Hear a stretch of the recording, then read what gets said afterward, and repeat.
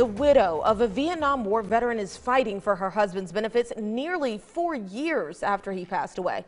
She says it's part of a greater issue where those who gave their lives in service are being underserved. 8 News reporter Olivia Jakewith is taking action, joining us live from the Virginia War Memorial with the details. Olivia. Well, Deanna, I spoke with that veteran's widow here today at the Virginia War Memorial, a place she had never been. Surrounded by the names of fellow service members, she told me of the struggles to take care of her husband in his final years and the shocking notice she received just days ago as she continues her work to have his claims recognized. Nearly 4 years after his death, I miss him. I miss him dearly. Army veteran Carolyn Fields Wilkins is continuing the fight to get her husband's benefits from the Department of Veterans Affairs. Joseph was always pretty healthy because he was a workaholic. So when he started to get sick,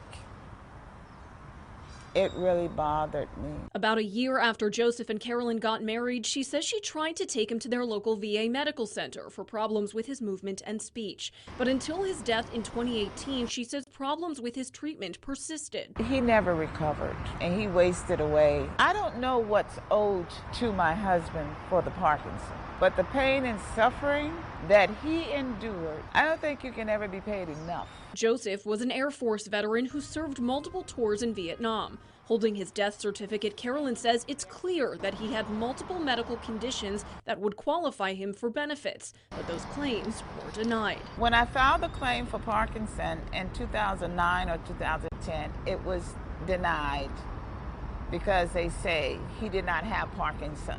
And just last week, Carolyn received this letter addressed to her late husband, asking him to come in for an exam despite being gone for almost 4 years now. I will not let things continue to happen to him even after his death. Because to me, this is a slap in the face about the service he gave to this country. Now, back in 2010, Parkinson's disease was added to the list of those associated with herbicide exposure. And although Parkinsonism, which is different, was not explicitly on that list, again added back in 2010, that has since changed. Now, I've reached out to the VA directly, as well as lawmakers in Washington serving veterans there. And stay with 8 News as we continue to look for answers. For now, live in Richmond, Olivia Jakewith, 8 News.